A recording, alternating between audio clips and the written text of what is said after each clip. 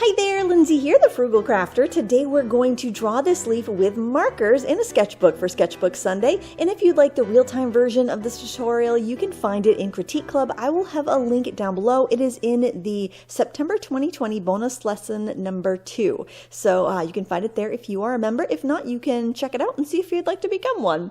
I'm starting off by doing a basic overview sketch. So basically like a big fat teardrop. And then after I'm sure that I've got the size of the leaf, the shape of the leaf all right, I'm going in and adding the fluted or serrated edges so that I get that kind of overall shape a little bit better defined. I'm drawing with a terracotta Col Erase colored pencil, and that is an erasable colored pencil made by Prismacolor. It's very affordable. You can buy single colors or multi-packs, and I like the multi-pack because I try to choose a color that's going to be incorporated into my drawing so I don't have to erase very much. I'm also going in and drawing the dewdrops because I just love the dewdrops on this. When I was walking my dog a couple weeks ago and I saw one of the first turned leaves of the season, I thought it was so pretty that I had to stop and take a photo with my phone, and I thought it would just make a really great Sketchbook Sunday project at some point. Now I'm going in and erasing any lines I don't need. Those would be the structure lines that I put down to begin with. Those, the overview line, not the, fluted edge. And just by getting rid of those now, it's going to make it easier down the road because I won't have to have any unwanted pencil lines in case they don't dissolve in with the marker.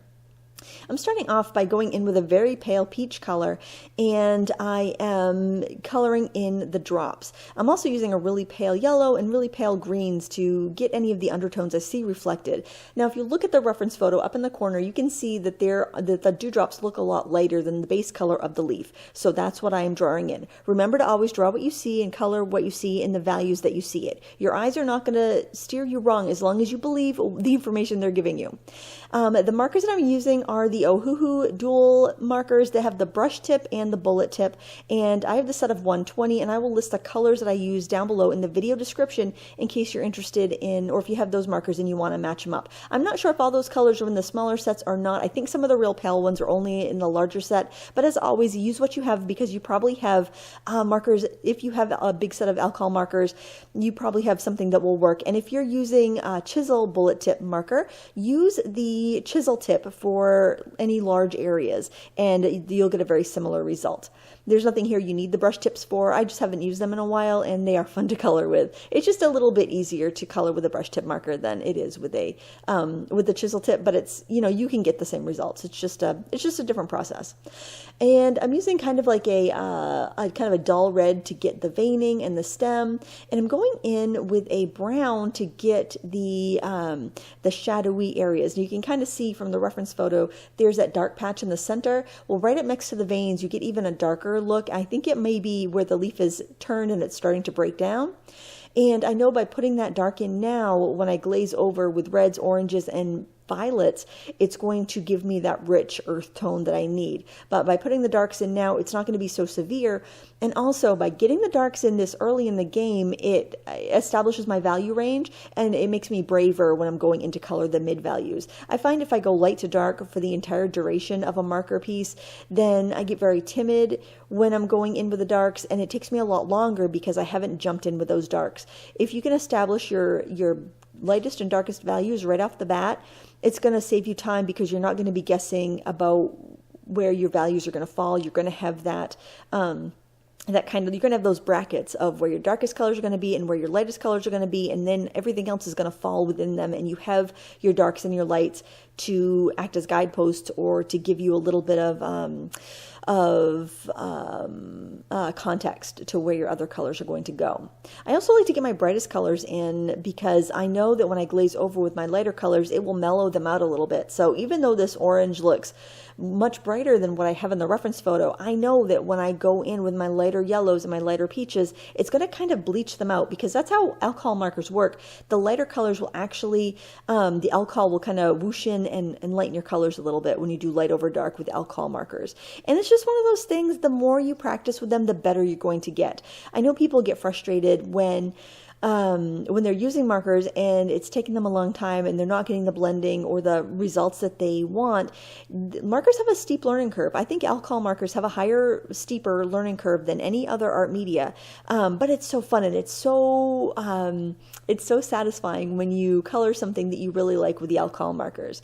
And I'm also going to say that brush markers aren't for everyone. Like I was reviewing the Arctic's Alp markers the other day. Those markers have a slower ink flow. Those are going to be so much better for someone who's doing tight, small stamped images or adult coloring books.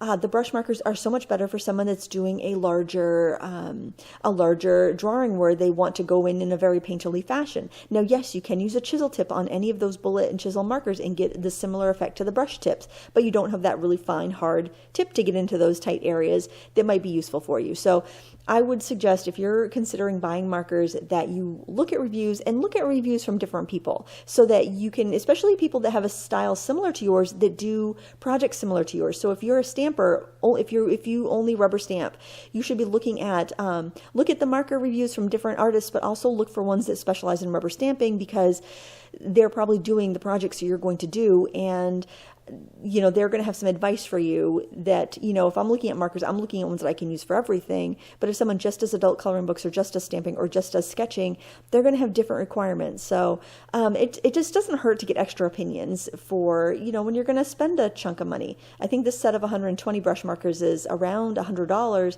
So, it's inexpensive for brush markers, but it's certainly, not an inconsequential amount of money. And you don't want to buy 25 sets of markers to find that perfect set. Let us do the work for you, and then you can figure out what you want. Now, after I had all these colors in, I thought I would go in and try to lighten up the remaining pencil lines.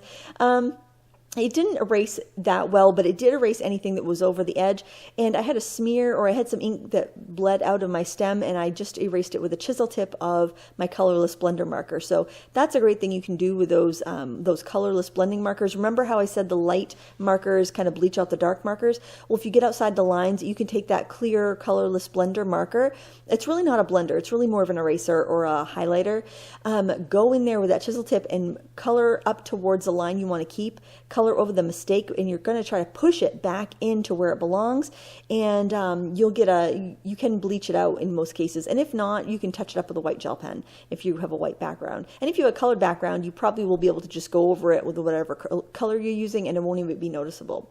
And again, it's just one of those things where don't be afraid to try, don't be afraid to experiment with the markers, because that's how you learn. You're not going to use them up just by practicing, you eventually will. If you use them up, that's great, because that means you really got your use out of them.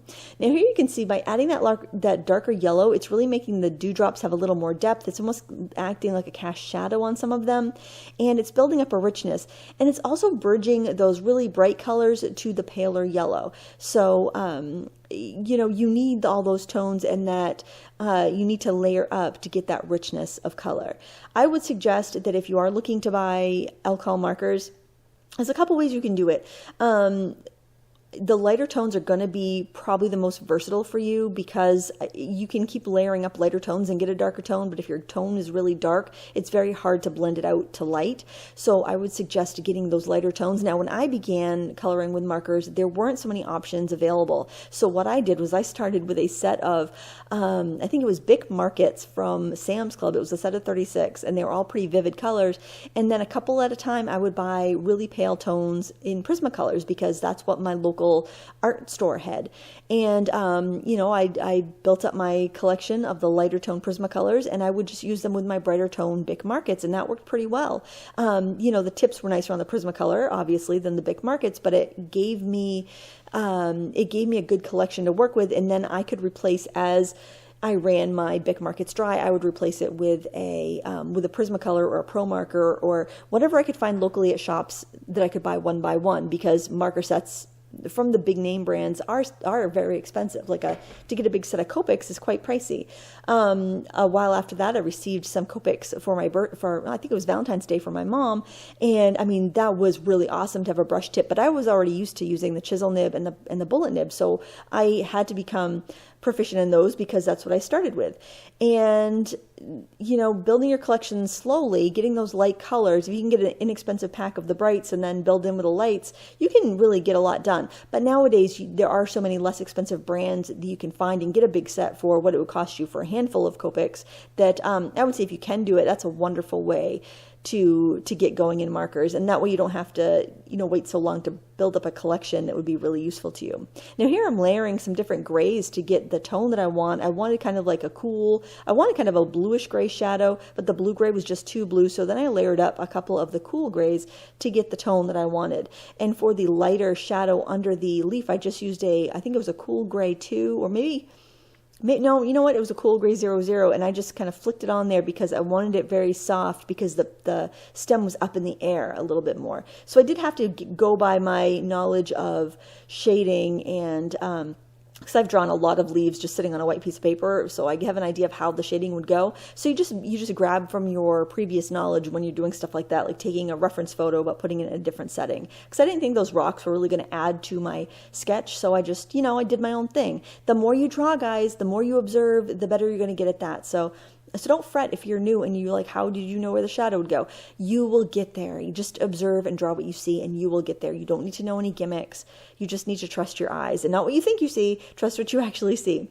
I really like pale lavenders for shadows, especially on yellow objects. Like somebody in a stamping forum asked what color could they use for a shadow on a lemon. They were doing layered stamping and I'm like, try a pale lavender, because yellows are very difficult to layer up and get any contrast, but a pale lavender will look so natural when you put it over a yellow. And that I use that in the dewdrops for the shadows within the bubble and on the side of the bubble. So the shadows are all going over to the right hand side because my light is kind of upper left. It's overhead but a little more to the left. And now I'm using a gel pen for those super bright spots of light. I really think it makes those bubbles look three-dimensional as well. Now you could color around those bubbles, but with alcohol markers, you do tend to get, especially when you're layering up and you have a lot of ink, it does tend to bleed a little bit. So the chances are your highlights, if you left little highlights like that exposed, they would fill in with ink before you were done. Colored pencils are another great way to stretch your marker stash because you could just have like a basic set of markers and color things in flat and then shade and highlight with your colored pencils and get a beautiful result. And not, you don't have to have a ton of pencils and it's not going to cost you a ton of money. Like if you're on a budget, you want to get good quality supplies, you could get a small tin of Prismacolor pencils and you could get a small pack. Like the Hoo Hoo brush markers come in a 48 pack, which is pretty good actually. It's got a really good range. You could get that and get a small tin of Prismacolors and really get a lot done, get a lot of bang for your buck. And I think that, you should go for supplies that aren't going to hinder you. And yes, it's better to have more colors of the markers, but if you got those pencils too and you're willing to mix them, then I think you would get a really satisfactory result. And I don't think you would feel like you were wanting for too much. And when I travel, I bring a 36 tin of Prismacolors and I bring some watercolor pencils, and that's a really great option. It gives me a really good variety of tones to use, and it gives me some opacity from the pencils that I can build up highlights if I don't want to reserve them. And I'm just kind of touching up and finessing with the colored pencils, but that's pretty much all I'm doing to finish it off. You can add a lot of richness with the wax-based pencils because they have that luster and sheen to them, and it's just a really pretty look. Like just adding those little blushes of color in the dewdrops really add a lot. And like I said, if you want an in-depth tutorial for this, it took me about an hour and a half to draw. You can find that over in Critique Club. Now, when you use up markers in your sketchbook, you're going to see that it's going to ghost to the next page unless you're using render sketchbooks. All the other ones do this. So what you can do is just take a pen and you can redraw your image, just trace over your shapes and have a funky drawing on the next page. And that way you don't ruin a backside. It looks cool, and you've got 2 sketchbook pages done for the price of 1. I want to thank you so much for watching today. I hope you enjoyed this, and check out the links in the video description for the products that I used, and also a link to Critique Club, which is $5 a month. If you want to grow as an artist, you can upload your work for a critique from me, and you can take advantage of the dozens of in-depth tutorials that I have there for you. Thank you so much for watching. Please give me a thumbs up before you go, and until next time, happy crafting.